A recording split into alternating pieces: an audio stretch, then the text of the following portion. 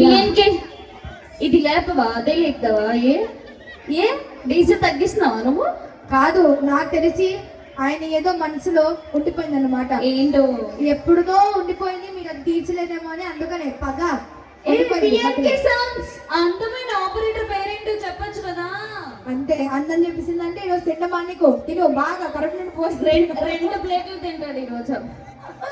సరే కానీ ఒక్కసారి దేవుణ్ణి నమ్మే ప్రతి ఒక్కరు రెండు చేతులు చక్కగా పనిచేస్తున్న ప్రతి ఒక్కరు గట్టిగా చప్పట్లు కొట్టాలి. పెర్ఫార్మెన్స్ కి బాగుపడే లక్షణాలు ఒక్కటి కూడా లేవు మనకు. చిటికలేసి క్యాండిడేట్లే, నాకు తెలిసిన విషయమే.